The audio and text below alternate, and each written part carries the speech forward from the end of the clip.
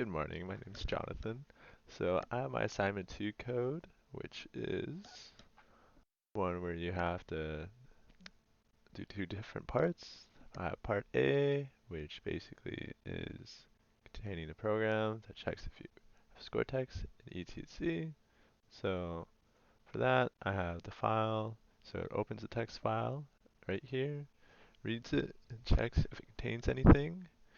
And then it goes into an if not or else statement. So if it is empty, it would just say welcome to the math game. Else the file is not empty, it would display the number that you have in there, which is your score. If it's not a number, it will give you a file error or a value error. And then on to the next part, the math test or the game. I call it the global score, which will keep track of your score throughout the test. So, at the beginning here, I get the random operators. I call it in an array as a string, and then I call it again by a random operator, which calls randomly a random int and the length of the operator, and then minus one of it. And then I also get variable a and b, so it gives you that varies between uh, one of the three. Now if the operator is equal to plus, it will add variable a and b. If the operator is equal to multiplication, it will multiply both variables. If it's minus, it will minus both of them. And after that, it asks for the user input, what is the result of variable a, random, and b, and you put the answer in. Puts in a try except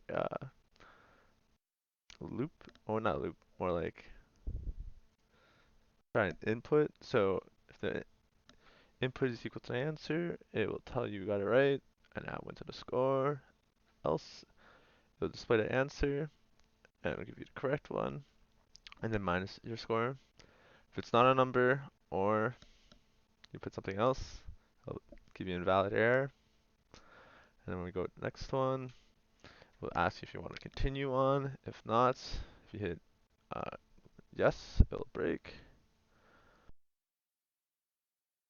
And then when you're leaving, it'll tell you your score. If you got 150, it'll give you the message 150, give you wow, and we'll close the file and save it. And if not, if you just didn't get 150 but you got a different score, it'll just display the exact same message with your score. And then that's just for part A. Now for part B, this is using a quadratic equation. So we start off with the two prints. Tells you what game you're playing, an equation you have. We'll go into a while statement. So we'll ask you for three numbers. So it could be a float too. So we got A, B, C. If it's not a number, it'll give you an error. And after that, it displays your equation that you have given it. And then after that, it solves your equation for you. So now it goes into an if or else statement. So for this formula, there could be two solutions, one solution, and no solutions.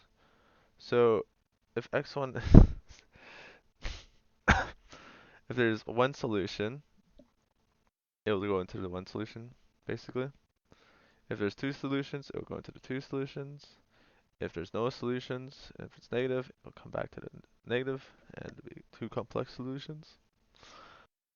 And once that's all done, it will print it for you, depending on which option you get.